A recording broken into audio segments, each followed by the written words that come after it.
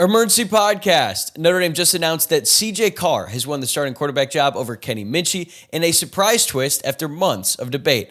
How did we get here, and what does this decision mean for all the parties involved? It's coming up next.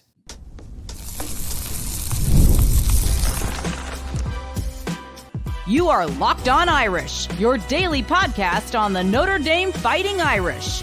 Part of the Locked On Podcast Network, your team every day. Hello and welcome into a very special edition of Locked On Irish, your daily Notre Dame podcast. I'm your host, Tyler Wojciak. I'm a Notre Dame alum, producer at Fox Sports, and I've been covering the Irish since 2020. And today is Tuesday, August 19th, and thanks for making this your second watch or listen of the day. I already released an episode this morning with Pete Sampson from The Athletic, but by 12:30 Eastern, that conversation was pretty much outdated because Notre Dame announced that CJ Carr will be the starting quarterback. That is not something Pete or I anticipated when we talked on Monday night, but that is the reality of the situation. I am fired up to be here to finally talk about this decision that we have been waiting for a long time. We're going to have plenty more coverage on this topic all week, so make sure that you are subscribed on YouTube or wherever you get your podcasts to stay up to date with all the latest news as we get ready for the 2025 season. And the best part, it's free. This episode is brought to you by Monarch Money. Take control of your finances with Monarch Money. Use code LOCKEDONCollege at monarchmoney.com for 50% off your first year. All right, let's dive in. After 7 months of nonstop discourse, debates, press conferences, rumors, burner accounts on message boards, conflicting reports, and everything in between, Notre Dame finally named a starting quarterback at 12:29 p.m. Eastern on August 19th, and the winner is redshirt freshman CJ Carr over Kenny Minchey. Today, we're going to break down the process that led to this decision and why it might be the most important move Marcus Freeman has made to date. Then we will dive into what it means for CJ Carr and the Irish offense in 2025. And finally, what this means for Kenny Minchey and his future at Notre Dame. Now, if you've watched or listened to the show at any point in the offseason, you know I expected CJ Carr would ultimately win the job. Back in January, days after the 2024 season ended, I was open to the idea that Steve Angeli could start the year and maybe CJ would eventually take over. But once spring ball rolled around and the guys at the practice field, I felt pretty confident Carr was going to win the job, and I said as much repeatedly on this show. I've explained that thought process so many times, so I'm not going to rehash it now. But if you told me on July 31st, the day that Notre Dame opened up fall camp, that we would be here on August 19th talking about CJ Carr as the starting quarterback, I would not have been surprised in the slightest. That was my expectation. So isn't it ironic that now that the decision is official, I am legitimately floored? After 7 months of predicting Carr would win the job, I actually changed my pick on Monday's show once camp had wrapped up, because by then I fully expected Kenny Minchey would be named the starter. Pete Sampson and I talked about it at length in the episode that dropped this morning, and we were in the same boat. He thought Carr was the guy most of the offseason, but eventually flipped, and we discussed Minchey as if his announcement was just a formality. So yeah, I'm feeling pretty conflicted right now. Obviously, I'm thrilled for CJ Carr. We have been hearing about his potential since he committed back in June of 2023, and now his time is here. There is plenty to be excited about with CJ Carr as the starting quarterback, and we're going to talk more about him in segment 2. But I can't help but feel some level of concern about the process that led to this point. Let me explain. Back in January, it was a 3-man race, right? It was CJ Carr, Kenny Minchey, and Steve Angeli. You could make a legitimate case for or against each one of those guys, and I broke that down across 3 episodes back in the spring. Notre Dame had the blessing and the curse of having 3 quality quarterbacks who could all start, but as Marcus Freeman admitted, they had to cut it down to 2 after spring ball because there just were not enough reps to go around. So across 15 spring practices, CJ Carr and Kenny Minchey elevated their play enough to beat out the veteran in Angeli. He took his Notre Dame degree, hit the portal, and landed at Syracuse.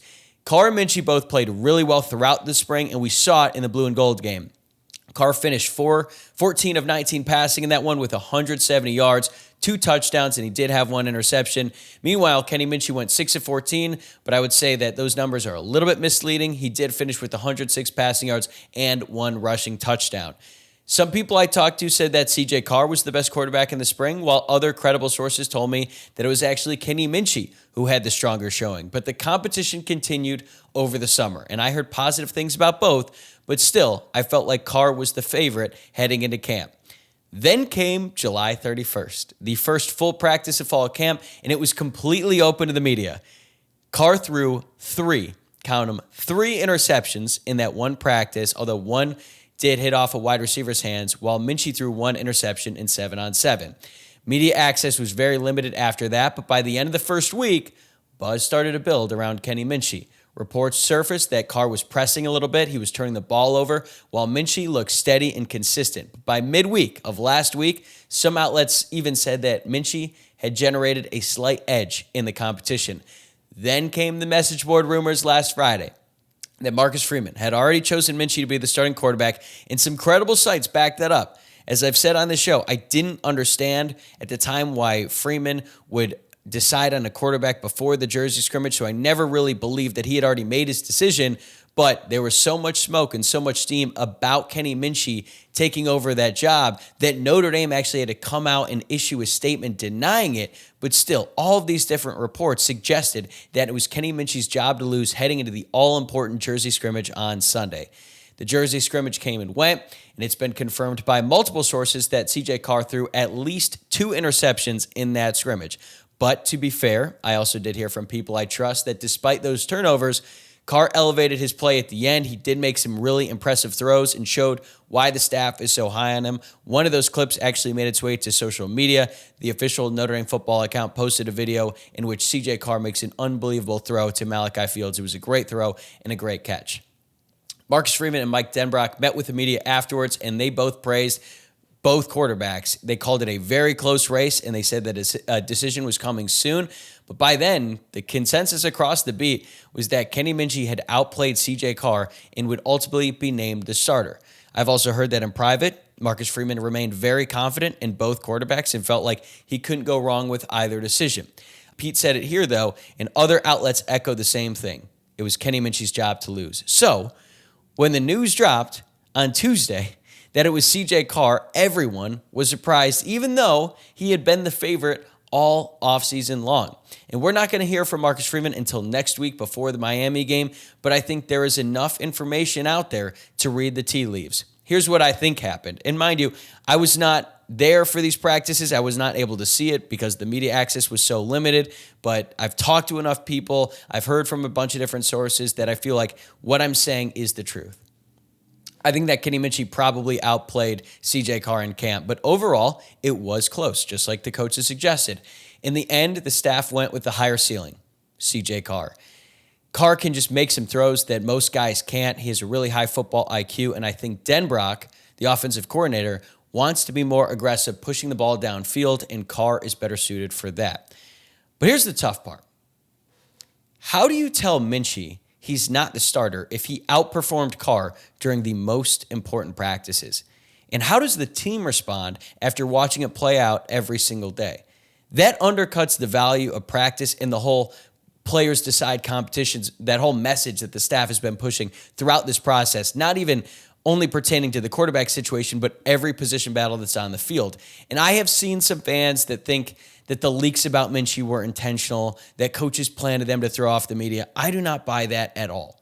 Like, how does it benefit Carr to see constant reports that Kenny Minchey is winning the job if he's the guy they want? These players all have social media. They see it, and that could not have been easy for Carr throughout last weekend. And if the coaches pulled him aside and said, "Don't worry, CJ, it's just a smokescreen," that would be incredibly unfair to Kenny Minchey, who was out there competing for the job. So I don't think that theory holds any water at all. I don't think the coaching staff would do that and purposely put out wrong information to try to deceive the media, because that information is going to make its way into the locker room. You cannot have that risk and allow that kind of messaging get into the locker room and just let the players figure it out for themselves. That does not make any sense at all. So I don't believe that whatsoever. But for now, the debate is settled. And here's the reality. If Carr struggles early, fans are absolutely going to be calling for Kenny Minchey, like they do in any situation. Like it happened last year when Riley Leonard struggled early and all the fans were calling for Steve Angeli. My bigger concern is not about the fans, though. It's the locker room. I hope they rally around Carr. I hope they trust the coaching staff to make this right decision. And to be fair, Mike Denbrock and all the other coaches have said that the players genuinely love both guys, C.J. Carr and Kenny Minchey. So the locker room support should be there. And Freeman has built one of the strongest locker room cultures in the entire country, if not the best, but that is not permanent. One wrong move can jeopardize it, and if things go south early, it could get real toxic real quickly.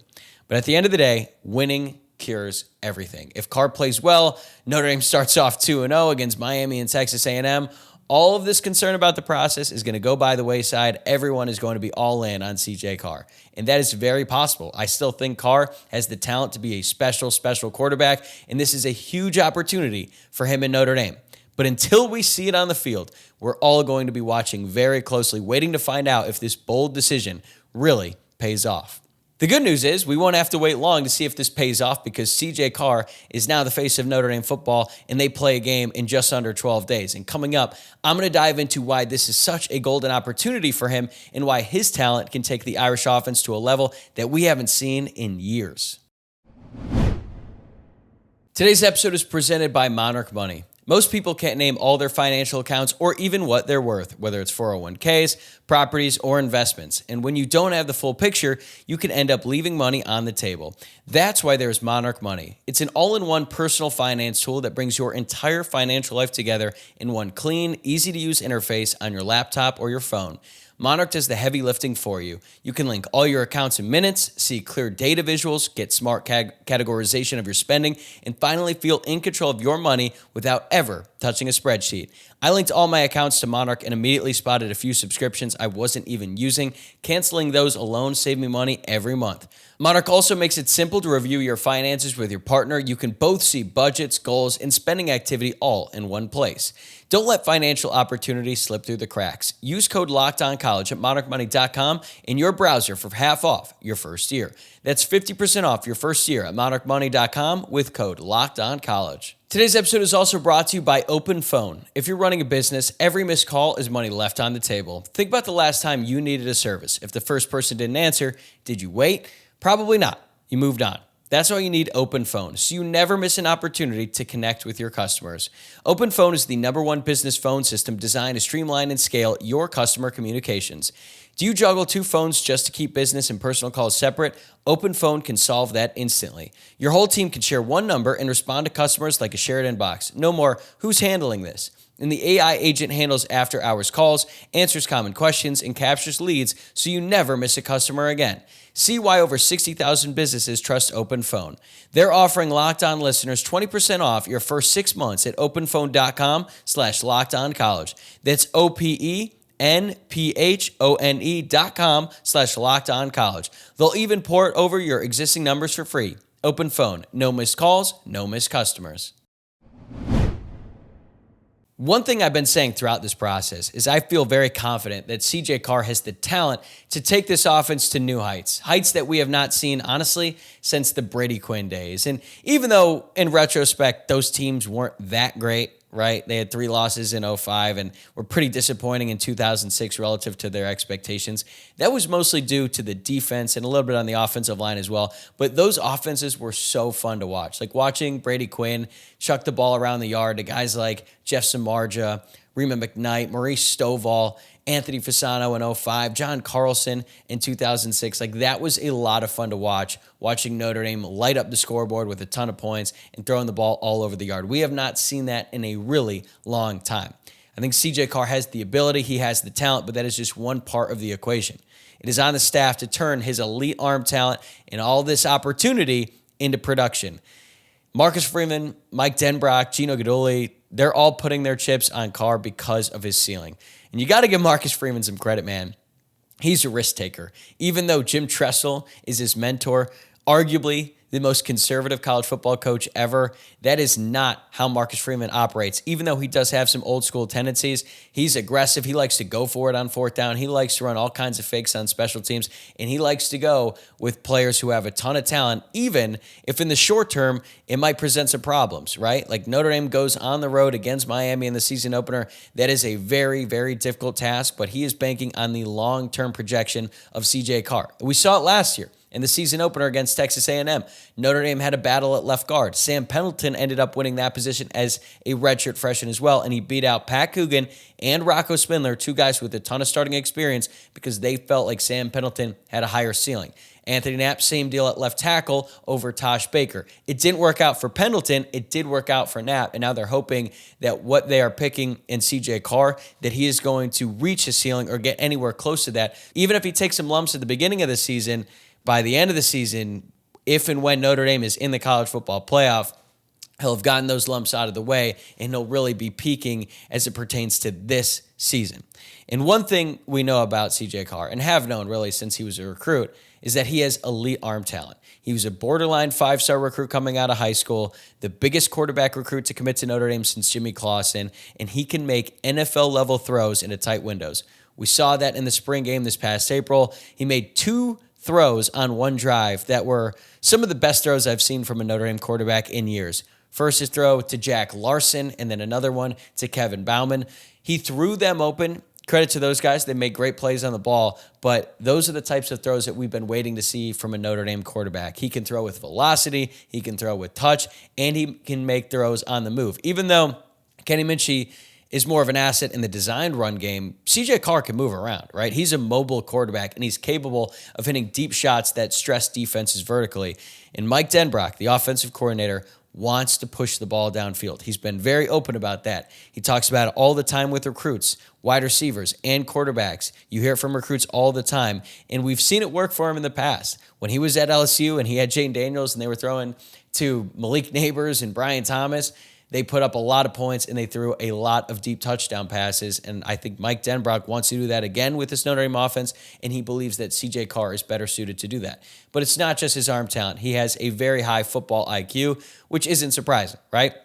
He's been training for this moment his entire life. He comes from a football family. His grandfather, Lloyd Carr, won a national championship as the head coach at Michigan. So he has been around the game his entire life, and he's known for processing defenses quickly. He's really good at the pre-snap stuff. He can adjust protections well. The staff had raved about that before, and he has the ability to run more complex passing concepts earlier than most quarterbacks his age. So yes, there is some concern about putting out a redshirt freshman quarterback, but at least you have someone who's been in the game his whole life and just loves the game of football, is a sponge when it comes to learning the playbook, all that stuff. Like I remember last year, Riley Leonard was talking about CJ Carr in a press conference, and he said that Carr was leaps and bounds ahead of where Leonard was at when he was a true freshman. And even though CJ Carr was hurt throughout most of the fall last year, he continued to dive into the playbook, learn Mike Denbrock's system, and put himself in a position in the spring where he could compete to win the job.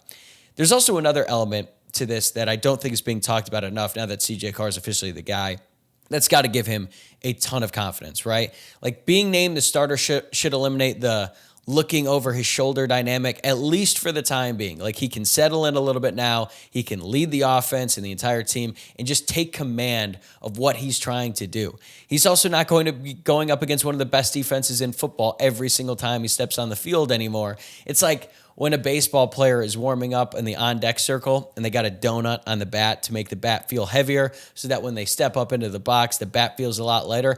I don't even know what the equivalent is for the Notre Dame secondary in terms of a donut, maybe like 40 pounds, right? So at least he's been just going through the fire lately, going up against a defense like that. So he should be much more ready to go against some of the other opponents on the schedule, although Miami should have a much improved defense this year with a new coordinator and a lot of transfers. But how does the offense change with CJ Carr? That's another interesting element I want to look at here.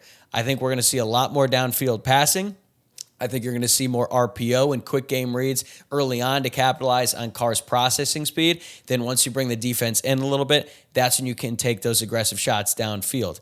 I would also not be surprised if Notre Dame ran a little bit more up-tempo to try to keep the defense on their heels. And Carr's football IQ makes no huddle a little bit more viable. I know that might be a lot to ask of a young quarterback, but if he's able to process everything and you can give him the advantage of putting the defense in spots where, one, they aren't able to sub guys off the field, and two, they don't really know what's coming, they're not able to get lined up correctly, you create those small advantages for a young quarterback that he can take advantage of, that builds confidence, that sets up more opportunities down the road. Another thing, The running backs are going to be asked to do a little bit more in the run game, and I think that's just okay, right?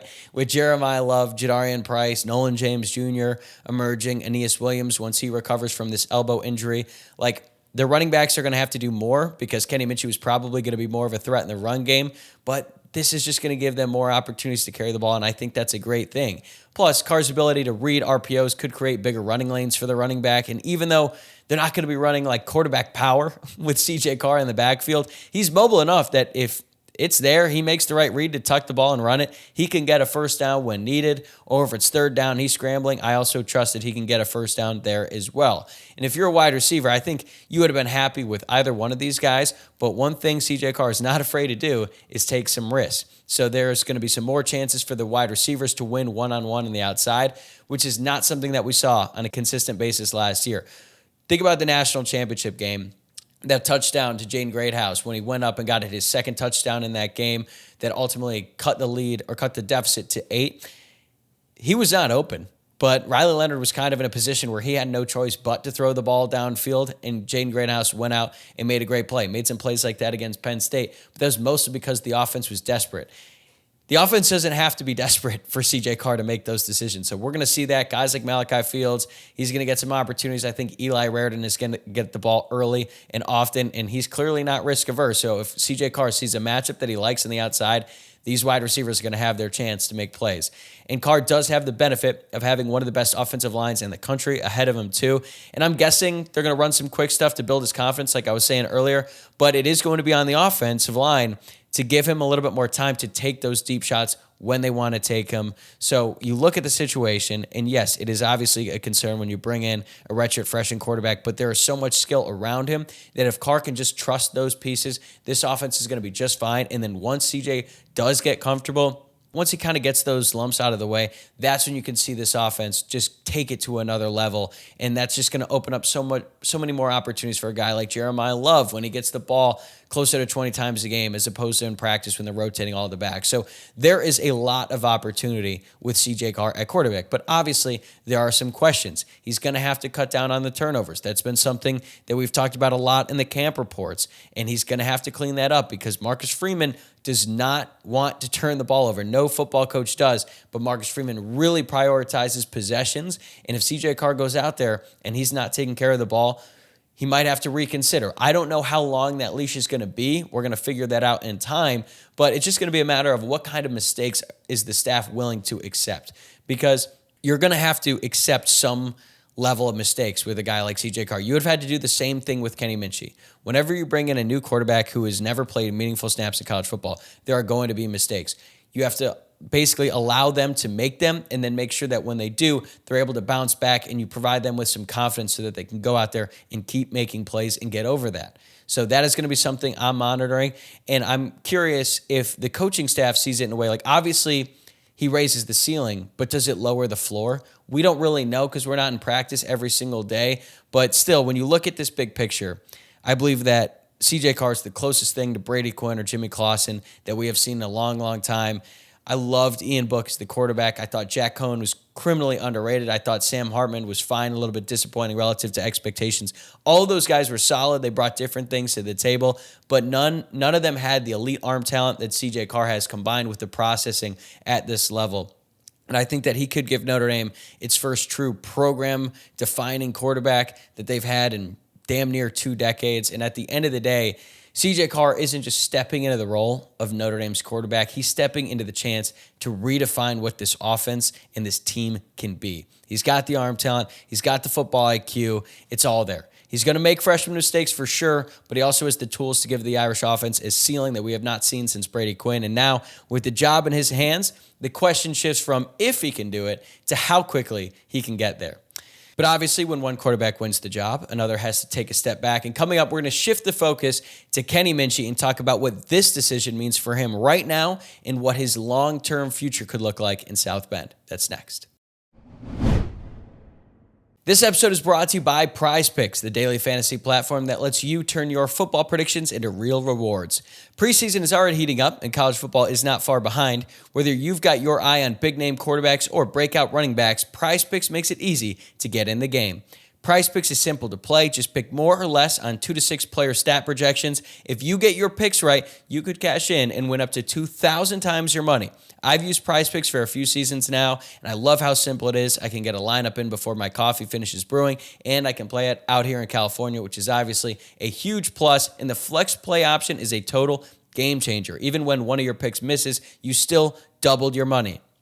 PrizePicks puts their members first, so all withdrawals are fast, safe, and secure. Download the PrizePicks app today and use code LOCKEDONCollege to get $50 in lineups after you play your first $5 lineup. That's code LOCKEDONCollege to get $50 in lineups after your first $5 play.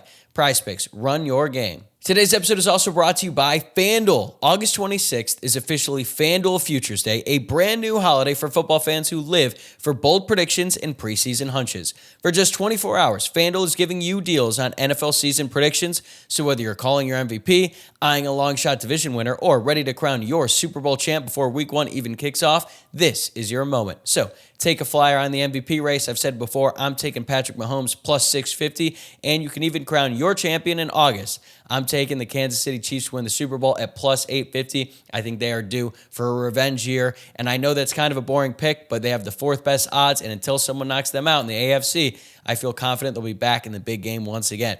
Plus, you can parlay your division winner dark horses. Visit the FanDuel app today and start planning your futures bets now, because Futures Day is one day and one day only. FanDuel, play your game. We've talked about the process that got us to this point. We talked about the guy who won the starting quarterback competition, and now we have to talk about the guy who came up just short. So let me just start off by saying I'm absolutely gutted for Kenny Minchey. He did everything right. He competed hard, he showed steady growth, and by all accounts, he had a strong camp. This isn't really a case of him losing the job as much as Carr's ceiling being too high for the staff to ignore, but I hope that after Minchey takes some time to process all the different emotions of losing the quarterback competition, I hope that he's able to lock back in, because there is a very good chance that this team is going to need him this year. Look no further than Steve Angeli last season. His number was called during a college football playoff semifinal game against a defense that had dominated Notre Dame all night leading up to that point, and he led the offense right down the field for a critical field goal that maybe saved the game and the season. At some point, Kenny Minchey is probably going to have to come in for the Irish and make some plays, and we know he has the ability to do so. And I know some fans are worried that he's going to transfer right now, and maybe he will eventually, but that's not going to happen until after the season. Minchey already redshirted his freshman season, so there is no benefit for him to leave until after the season because he can't preserve an extra year of eligibility by sitting out. This is not like Jaden Mickey last year. I've seen that thrown around a couple times. Mickey played as a true freshman and as a sophomore, so he left after the 4th game to preserve his redshirt, and now he's at Boise State. Minchey can continue to work hard every single day in practice. He can wait his turn, and I know that's going to be hard. And if it doesn't happen this year, then he can leave once the season is over, and he can look at options elsewhere, and I'm sure he would have a bunch because he's a really talented quarterback. But let's cross that bridge when we get there, because as we know, the seasons can be extremely long, injuries happen, and you never really know how things are going to play out. So I know fans are saying, oh, well, he's gone. Let's just wait and see. Let's get through one game first, right? I know that Marcus Freeman and Mike Denbrock don't want to rotate quarterbacks, but there's a chance that CJ Carr gets hurt. He got hurt last year. Or there's a chance that CJ Carr really struggles out of the gate. If the team needs a spark, at least the coaching staff has confidence that they can go to a guy like Kenny Minchey, who has a bunch of reps with the ones and has proven himself to be a playmaker. You could even make the case that because of his running ability, he's actually a better change of pace threat when he comes in, because the defense won't be as prepared for a running quarterback. We actually saw it happen last year in the LSU and Texas A&M game. I believe it was our buddy Greg Famong made a great point about this on Irish Sports Daily earlier. So Connor Wigman started the game for the Aggies last year. He went 6 of 18 passing, and then the Texas A&M staff made a change. They bring in Marcel Reed, who's more of a running threat. And then Reed ended up running for 3 touchdowns in the second half to come back and ultimately beat Brian Kelly's LSU Tigers. I'm sure the staff feels very fortunate to have a backup quarterback as good as Kenny Minchey. And there is a chance we see Kenny Minchey when it's not an emergency. Maybe he comes in around the goal line because he's a running threat. I would be surprised if they did that early on in the season because I think it just could lead to some unnecessary distractions. But it's something the staff could incorporate at some point down the road. And looking beyond just this season, this does not mean that Kenny Minchey's chances of being part of the future are now gone. In 2015, Malik Zaire was the clear-cut QB1, but then he gets hurt in week 2. Deshaun Kaiser came in. They had an incredible season, and then Kaiser was the starter the following year. Now, I would say the way that the staff handled that situation going into 2016 was a disaster. So I'm hoping that that doesn't happen. But one offseason, one decision like this does not determine a quarterback's future. Minchey is a very talented player who has proven it. And if given the opportunity this year, I'm confident that he would be able to take full advantage of it. He's still a really good quarterback who will play meaningful snaps at some point. And I also don't buy into this notion that he's a check down Charlie. He might not be able to throw the deep ball as well as CJ Carr, but if you watch the spring game, he was pushing the ball downfield. And as a matter of fact, I found this quote from Gino Guidugli going into last season. He called Kenny Minchey a gunslinger. Not a check down Charlie, a gunslinger. This was his quote. There's not a window small enough that he doesn't think he can throw the ball through. He's a gunslinger. He's never seen a pass he doesn't like. You like that, but you have to harness that. Now, when some people read that, they might think he's referring to CJ Carr, but this was about Kenny Minchey. So he's an aggressive quarterback as well, maybe just not to the degree that CJ Carr is. But for now, Notre Dame needs Kenny Minchey to be locked in. It might not be easy. It might take a couple practices, but they need him this season because QB2 is always one play away from QB1. I know the fan reaction has been pretty intense for obvious reasons, but as it pertains to Kenny Minchey, I feel like fans should be gutted with him, but also excited that Notre Dame has 2 quarterbacks that are good enough to start. And as we wrap up the show, I think it's safe to say that naming CJ Carr the starting quarterback is the boldest move that Marcus Freeman has made as a head coach. Sure, he's had a bunch of important decisions. He had to hire Mike Denbrock. Hiring Chris Ash was a very important decision. And the process in naming a starting quarterback may not have been perfect, and I really feel for Kenny Minchey because he did everything you could ask of him. But Notre Dame is probably going to need him before the season is over. And this decision is ultimately about belief in CJ Carr's ceiling. He has the arm talent, he's got the IQ and the potential to take this offense to a level we have not seen in nearly 2 decades. Now it's about translating that into wins. If Carr delivers, Notre Dame has the chance to be special. And if he stumbles, the Irish still have the luxury of another capable quarterback ready to go. Either way, we finally got the answer that we have been waiting for a long time, and the season kicks off in less than 2 weeks. All right. That's going to do it for me today. Thank you again for tuning into this emergency podcast. I know it's a little bit late at night for those of you on the East Coast.